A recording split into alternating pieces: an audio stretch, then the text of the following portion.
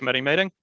So the outcome of that previous meeting was effectively to go away and further test the options, and particularly undertake some more modelling of the options from a transport impact perspective. So that's what this briefing here today is to go over what some of the outcomes of that further modelling have presented, and also seek some direction on the next steps moving forward. So I've got a presentation which I'll pull up and share screen, and then with me today as well, I've got Darman Singh, our project manager, and also Grant Trikidja, the project director across this one. So I'll share the screen. Also, we've got Mike Meister, who's been undertaking some of the modelling work, and Jonathan Rolls from ACOM, who's from the design perspective. So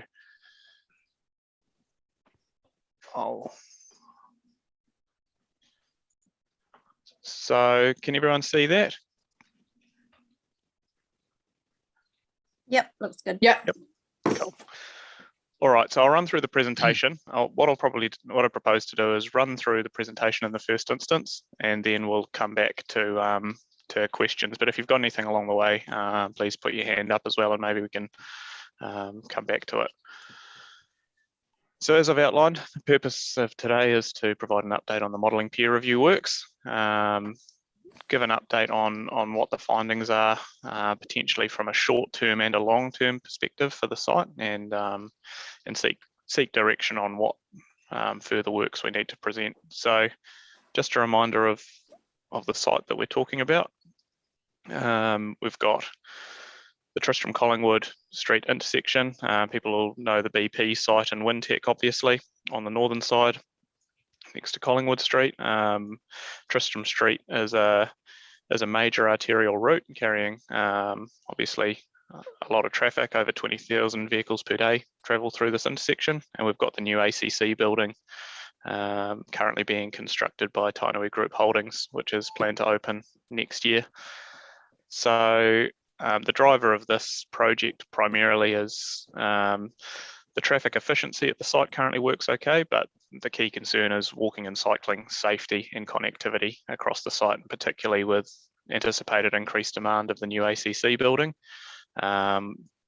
likely increasing the risk profile of potential for pedestrian and cycle serious harm accidents and attractiveness. So I'll move on there. So this is a bit of a busy slide, so I'll probably go back and forward to it.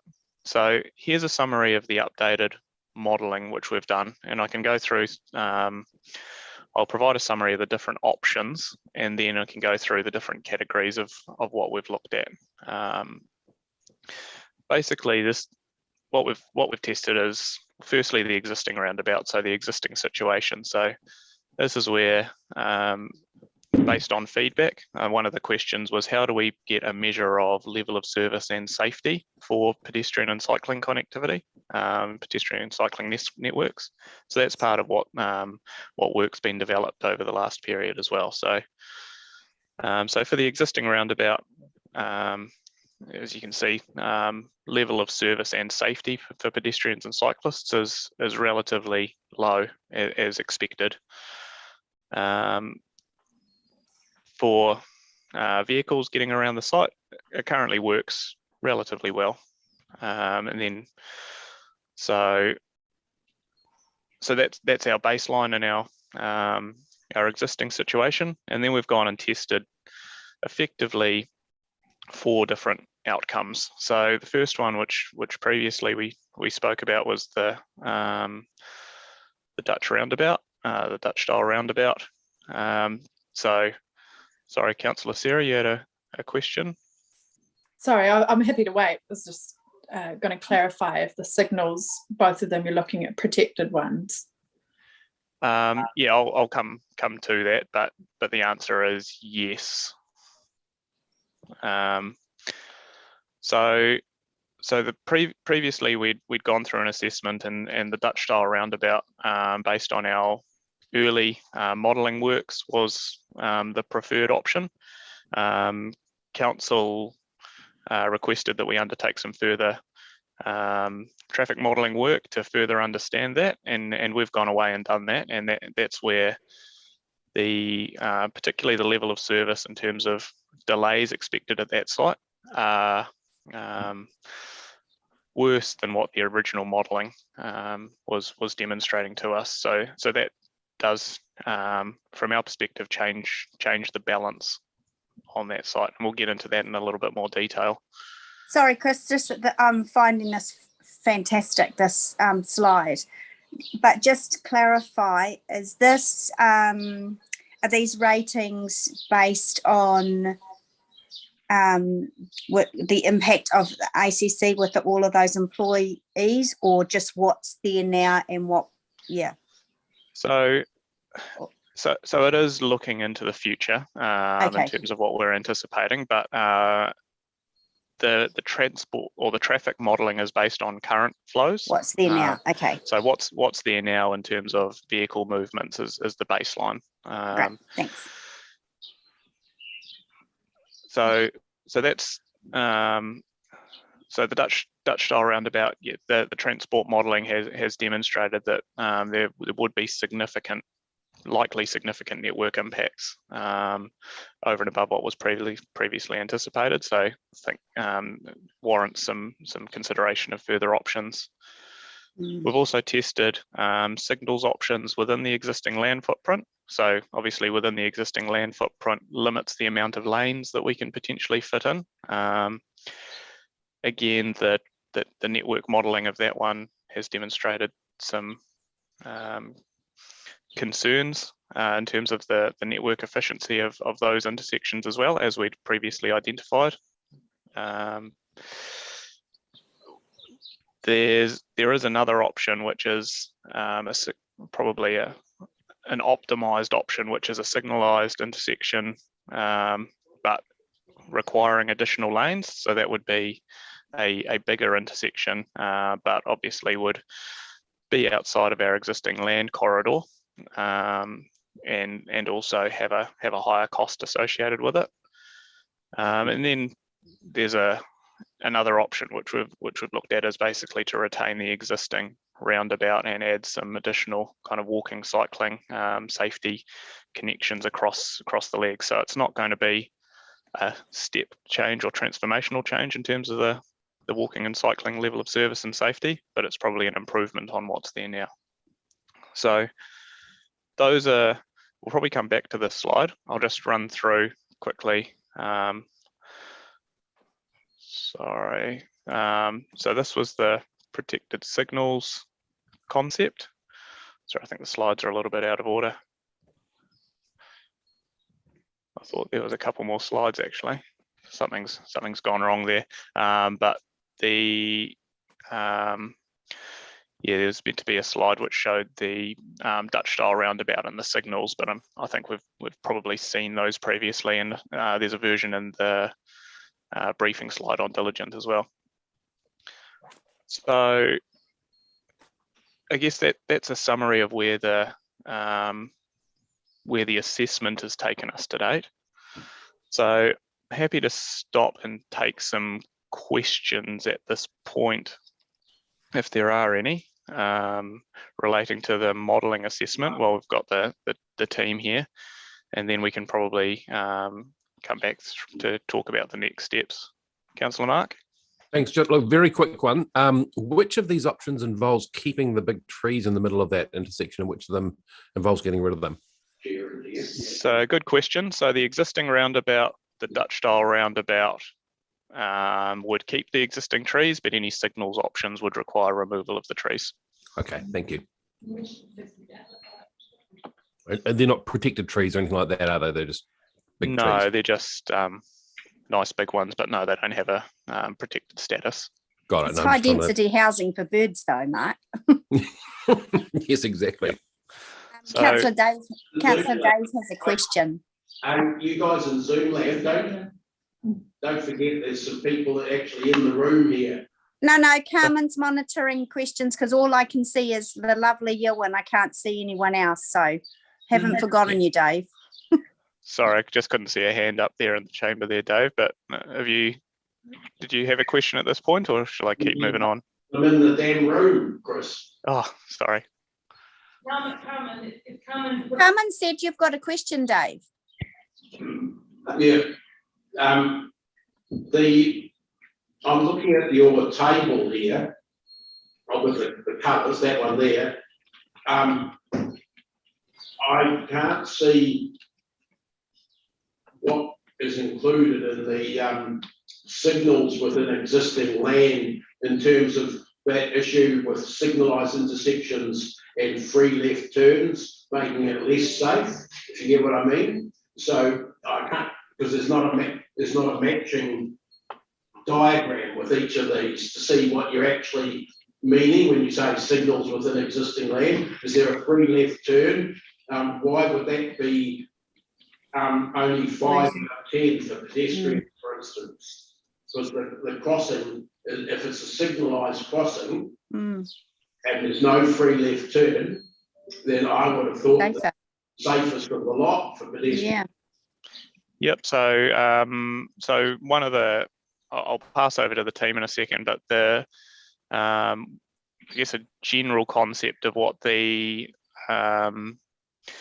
signals within existing land footprint could look like is this protected signals option. If you can see that. So why is that only half as safe as the Dutch? So maybe Mike, if you're on the line, could you maybe provide a comment on that one? I think Dave's looking at level of service rather than safety. Yeah, I am. Even then, I think the level of service is better for that than the Dutch, because the Dutch roundabout, or any roundabout crossing for pedestrians, you're offset, you're not right at the intersection when you cross the road. Whereas this one here that you got on the screen, Chris, if you're walking on the footpath and you want to keep going in the same direction, you're hardly detouring at all to cross the road there. You've got a slight delay, but so have you with any other pedestrian crossing, because you don't just walk out in front of cars. Whoever did this, I don't understand how to come up with these answers. So it makes me question the whole thing. Sorry, Mike, did you have a comment on that one? Yeah, I'm just trying to, just go back to the level of service table, or the table we had before. So, Councillor McPherson, which of the, just so we can go through it, because you picked up on the level of service and on the... So I think he was talking about particularly the signals within existing land and the level of service assessments for pedestrians and cyclists. Yeah, so Jonathan, the signals within the existing land on this one here, is this the one with the protected, is this the protected or the early one? Yeah, they're all protected. The difference is the waiting time for a pedestrian to cross the road. And that's what the level of service is based on. Yep. Yeah, but you've got waiting time with the Dutch roundabout, because while you may approach and have right of way, you're certainly not going to walk out in front of a stream of heavy traffic without stopping, and you're not actually able to cross in a direct line of travel, because that Dutch roundabout and any roundabout crossing, they're not right at the intersection of pedestrian and cyclists, perhaps, but certainly pedestrian crossing points. They're offset back. I mean, sorry, this is a really next to impossible technical discussion to have in a combined situation like this. We need to be all round the table with a big plan, I think. But because you don't quite see what I'm saying, and I can't see how you've arrived at your conclusions. So I guess my colleague Blind Freddie is not agreeing with you. And this slide's missing too. Oh, yeah. All right. So I guess just like on that one, I guess one of the key components in terms of the Dutch style roundabout and the signals, both within the existing land footprint, the key component there is probably the impact on vehicle traffic. So previously, I think we'd done some assessment on that, and we understood that there was an impact, but the further modelling has demonstrated that the potential network effects and impacts are going to be more significant and substantial than probably what the original or the early indicative modelling was suggesting. So that's one of the other components around effectively either a Dutch style roundabout or signals options within the existing land footprint are currently demonstrating significant network delays. I'd even question that from a vehicle point of view, because with signalised intersections, you can control the cycles, whereas you can't with a roundabout. Unless it's a signalised roundabout, you can have a longer north-south flow at the right time of that peak time. You can reduce the east-west flow if you haven't got much traffic coming from there. You can manipulate with signals so that you improve, which is why we have signals all the way up and down Anglesey Street, and a lot of the other places, obviously in Tristram as well. We're getting more in there. So I think, signal flow you can manage with, traffic flow, vehicles, you can manage that. You can have, it's got buses there. Well, if you've got a bus approaching that, the bus can signal the intersection to open up in front of it, with the right transponder on board. That's the sort of thing we're doing at other places. I really don't understand this assessment at all. I kind of think if the top 3 lines of level of service weren't there, then we'd be just assessing it on actual safety and network performance. I think it's muddied the waters a little bit. So how you've explained to Dave, Councillor Dave, how at level of service, and we're getting way into the detail here, but how level of service has been measured for this table for cyclists and pedestrians in terms of wait time has the same measure been used for cars and buses? Because I agree with Councillor Dave in terms of signals. We have so much control over that it does surprise me that it's come out as bad. Is it the same as at wait time? Yeah, I'll pass to Mike to answer that one, who's undertaken a bit more of the detailed modelling and can give some details of both the extent of what those level of service implications are. I'll cover what I can. So the level of service for pedestrians and cyclists has been done by a professional safety team. So I wasn't personally responsible for that, but I understand the process involved and behind it. The Dutch roundabout scores really well, obviously, because it has got right of way fully for pedestrians, and they can go when they arrive, they can go across. Now, whether the cars stop for them or whether the pedestrian decides to wait a little bit because he's not so sure whether he should step out, it still provides the highest quality in terms of that. The fact that it's a roundabout, got raised safety platforms, so it has a vertical deflection and a horizontal deflections controlling the speeds, is what gives those two both really high from a safety perspective as well. The signals are multi-lane. Things like raised platforms can be done and are done sometimes in signalised intersections. Correct. You can't say that's a reason why Dutch roundabouts are better. The Dutch roundabout is better because it's a single lane approach. So the crossing distance is much shorter. The drivers are much more aware. You don't get so much with traffic signals. On this particular one, you've got multi-lanes to get across. You've got a platform, but you've got a straight alignment. So the vehicle speeds are easily higher. You've got the red light running. People think, it's just about to go orange. I'll run across. So the speeds and impacts with signals are always a lot higher than they will be with the Dutch roundabout. And hence the Dutch roundabout scores significantly higher than the signals for that very reason, both for cyclists and for pedestrians. You've already got a curve at the south end there of the road coming into that intersection. You can build a curve.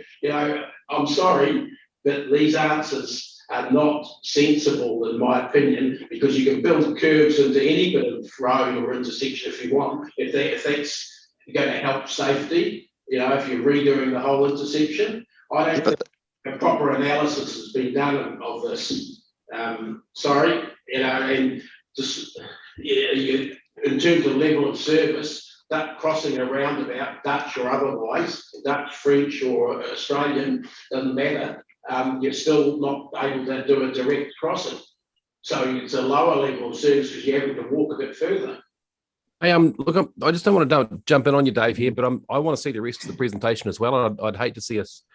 I take your point on all this, but I'd be really keen to see where it's going.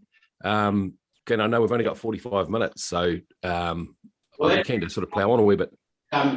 that's absolutely fine. But the rest of it, if it's built on this table, it's come up with the wrong premises.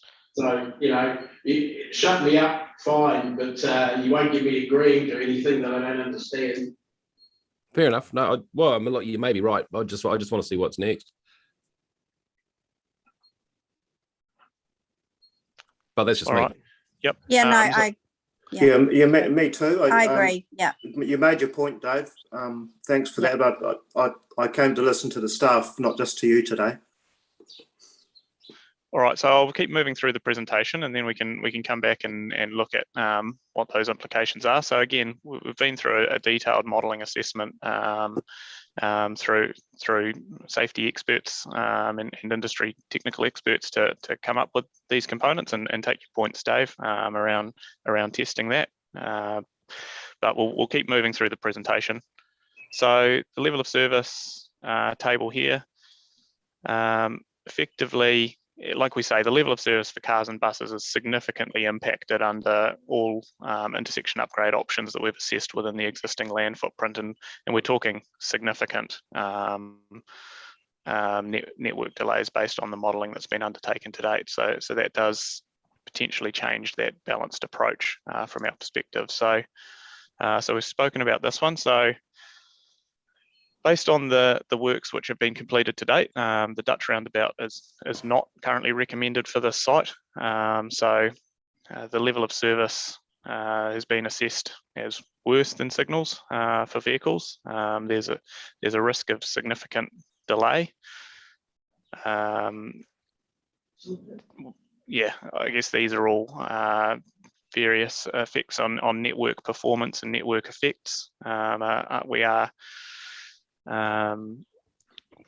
modelling has demonstrated that they would be significant. I think further investigation as well has identified that the Dutch style roundabout is a good solution, but more typically on lower volume roads. So with this being obviously Tristram Street, a major arterial and high volume route, probably not the right solution at this site, because the Dutch style roundabout obviously requires everything to come down to a single lane entry and a single lane exit, which our further modelling has demonstrated would have significant network impacts. And I always say, Chris, I'm not an engineer. Yep. So again, from our perspective, like, I think the approach which elected members have followed here and asked us to go away and test this further, I think that's been the right approach to go away and based on the early approach to go and do some more detailed modelling and assessment, and that's I think demonstrated its value. Right.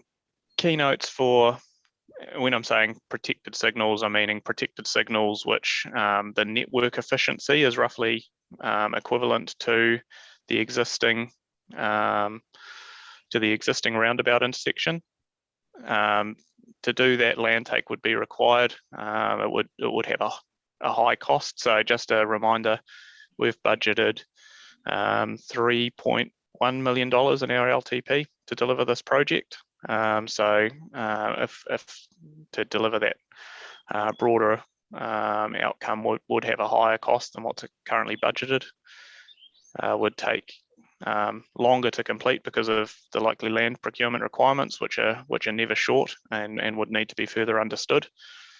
But it would likely best balance the demands on the corridor in terms of providing a reasonable level of service for vehicles, as well as a material improvement in level of service and safety for pedestrians and cyclists. It would require tree removal and as well. Sorry, Chris, I'm not an engineer. What does protected signals mean?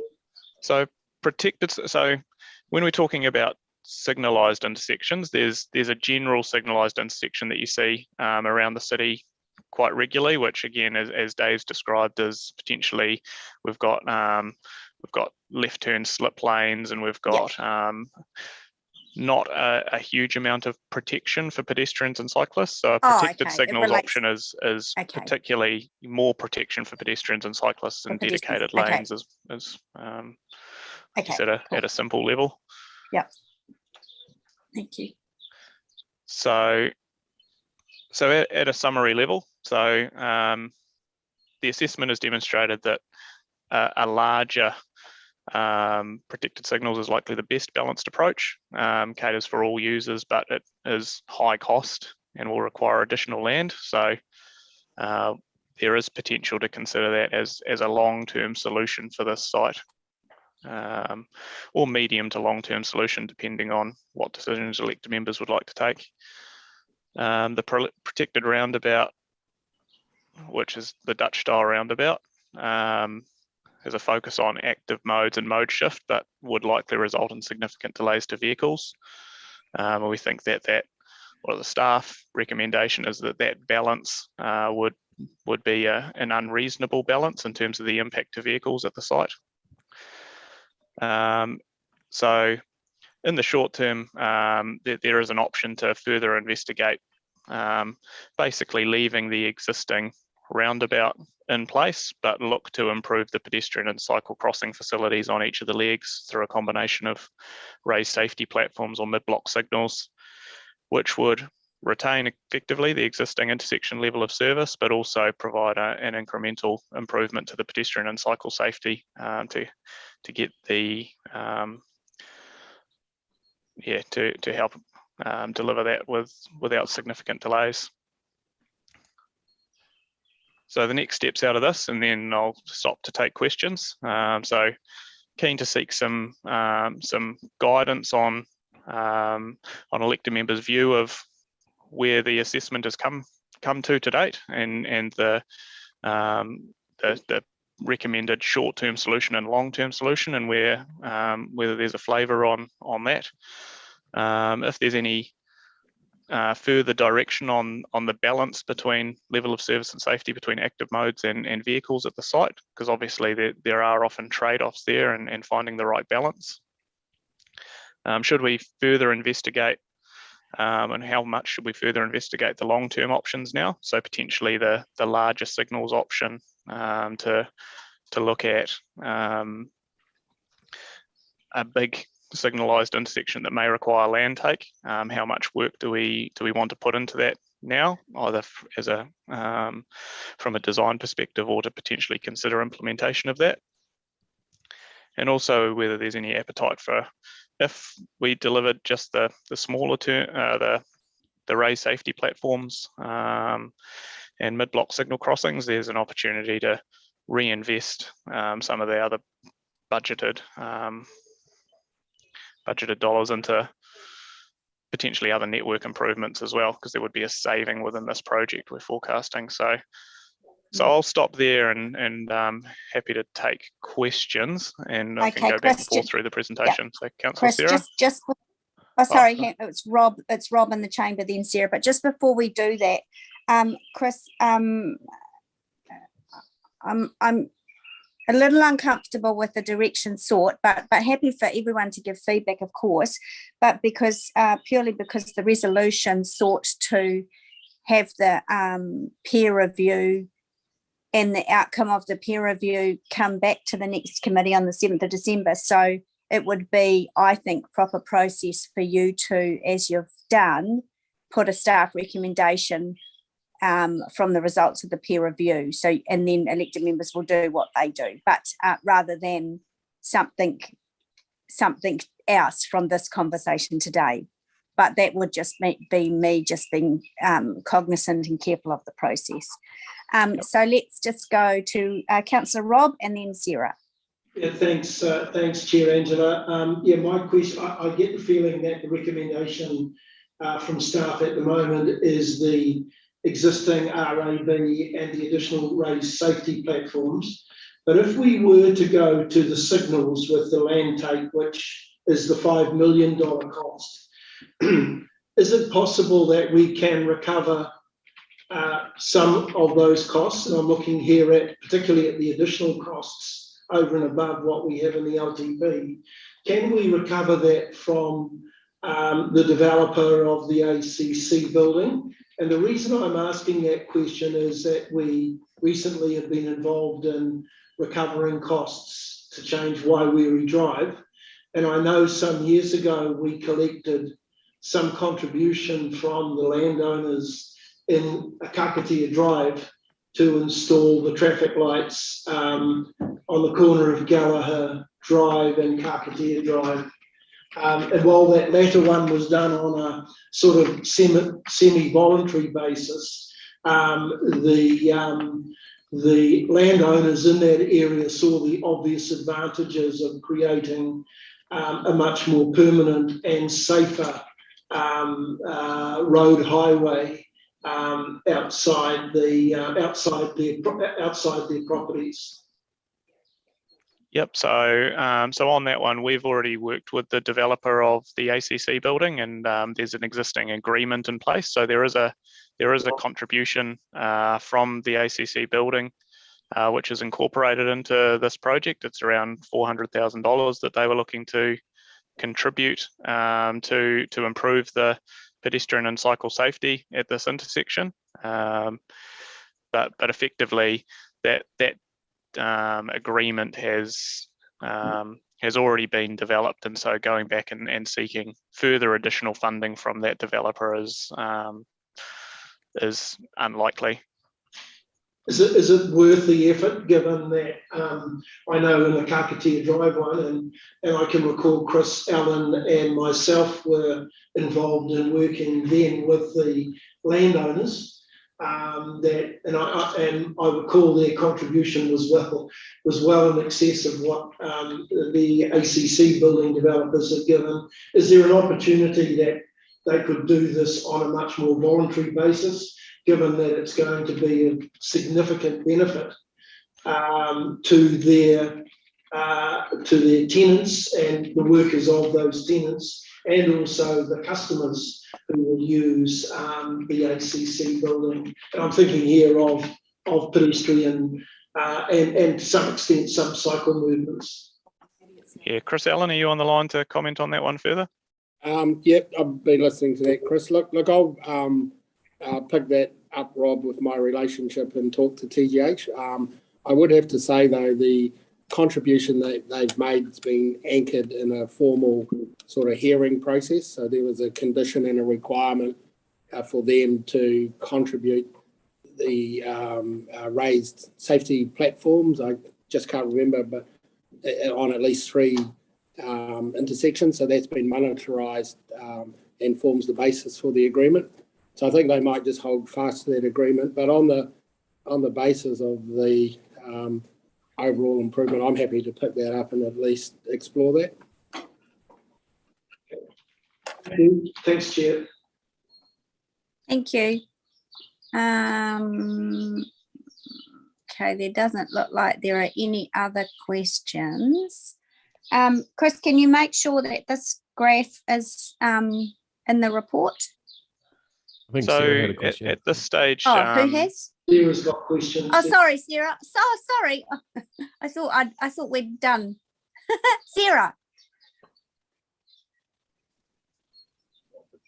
Where is she? Sorry, I've got a comment if that's the right time for it. Yeah, we're not debating, but yeah. Okay. So firstly, I think it's been good doing this work. If we are to do signalised intersections, I absolutely need to be protected. There's no point putting in what we've got around the rest of the city. I think that I also would be, in terms of spending $5 million on an intersection, I think that it's probably not the most effective use of funding when it comes to walking and cycling safety, because we'll end up with one gold-plated intersection isolated without much else actually connecting to it. So I think I would like to see us look at the interim solution at the moment, but for staff to come back with options for that remaining balance, because it was initially intended for walking and cycling safety improvements, to come back with some other options for that, but that would have a better outcome overall in terms of, I guess your overall safety on the network. And so that could be connections between your Western Rail Trail and along Tristram, or it could be Collingwood, or it could be further out, like your cycle ones or whatever it might be. But I think it makes more sense than at this stage spending 5 million on something which is excellent but connected to not much at all. Thanks, Sarah. Maxine is on there. Thank you, and thanks, Sarah, because that $5 million just triggered something in my mind. I know that at this time we didn't qualify for any Waka Kotahi funding for this intersection in any way, and that's why we were pursuing the developer who seems to have triggered the need for modification of this intersection. And so at this time, there's no opportunity for us to be able to appeal back to Waka Kotahi. Might that position change in the future if we're able to evidence other mitigants as time goes along, and could that then lead us to a co-investment of that $5 million? Look, I'll try and answer that. So my understanding is that currently you're correct that we don't currently have an avenue for co-investment from Waka Kotahi on this intersection. That could change in future depending on potentially what if there's further corridor studies or network studies along that route, or so yes, there may be future co-investment opportunities, but what those look like at the moment, we're not quite sure. So, not sure if any of the other staff wanted to provide comment on that.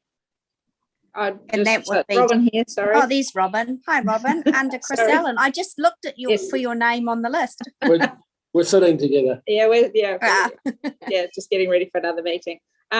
So I agree with what Chris has said, and as part of a corridor study or something like that, you might manage to land something, but that's going to be a lot longer term. The most immediate opportunity would be if we could do it as a standard safety intervention, but the reality is the intersection currently does not have a sufficiently bad safety record, and we are being proactive, trying not to have it end up with a bad safety record by getting on and doing this work early, knowing that we've got those large number of pedestrians in particular, but also some cyclists turning up to the site. So the likelihood of getting co-investment in probably this NLTP period would be very unlikely. But Robin, can't we, the low cost, low risk, I mean, that's $2 million cap, isn't it? So the $1 million option here would fit under that. And that, assume we've already got the... we'd still have to be applying to Waka Kotahi when we think about our low cost, low risk bucket of money, and the fact that Waka Kotahi have already dished out from their bucket. So we can't simply just swap a project out. You could. It would have to be under the walking and cycling banner, and then you'd have to decide what other things you're not going to do. So that will, and so a lot of this will get picked up in the NLTP report that's coming to the 7th of December committee meeting. Okay, cool. We've only got 4 minutes left. Mark? Yeah, I'll be really quick. Thank you. I really like what Sarah was saying, actually. I'm thinking, okay, so if the Dutch roundabout is kicked into touch and we go with a signalised intersection and we have budgeted a certain amount, maybe I'm looking at this a wee bit simplistically, but the idea of actually spreading the good that this does for PT walking and cycling with connections to this thing with any leftover change, I'd really strongly support that, because the whole idea is we're going to have an increased population in a really busy intersection. We're being proactive. So one of the biggest criticisms we had of the Dutch roundabout was there it was and it didn't connect to anything. So this, I reckon, is a really good opportunity to bring some information back on what it would look like and cost to get some even low cost connections to the lake and to Victoria Street and along to Ward Street as well. So I'd support that work coming back. Cool, thanks, Mark. Dave in the chamber, and then Jeff, and then we'll have to call it quits because staff have got other meetings. I just want to come back to Maxine's point and push back a little bit on Chris and Robin nicely, because I appreciate that's the position at the moment, unlikely funding, but the whole length of Tristram Street is part of our city transport network and the hierarchy, what the key roads, north-south routes are to be used for. And I think we should push back against what Kotahi on that one. And this is part of it. And obviously a good way of doing an upgrade of a route through the city is to start somewhere in the middle and move outwards in both directions. This would not be, if we showed how this fitted on something more than just a one-off intersection, I think we should go back on that again, because that enables us to do a safer, more efficient intersection that's part of a lot bigger route. So Maxine's point is justified, and I think we should task staff with giving that another try when we come up with the final design. Cool, thanks, Dave. Deputy Mayor? Yeah, thanks, Angela. Look, I'm liking what I'm hearing from Sarah in terms of, I'm pretty sure that she's talking about the existing roundabout with additional raised safety platforms and then the possibility of better connections all around it for cycling. And that just seems pretty logical to me, provided we're happy enough with the safety for pedestrians and cyclists, which I see as 4 out of 10 and 5 out of 10, provided we can live with that, I suppose. It does seem an option worth pursuing. Or I'm still interested in the existing, doing signalisation within the existing land and pursuing that just to see if, how possible that is. I wonder if the results could be better than we think with signals on the existing land, and that would be ideal if they were. Thanks. Thanks, Steve. I've got a question just on that point. Councillor Ewan?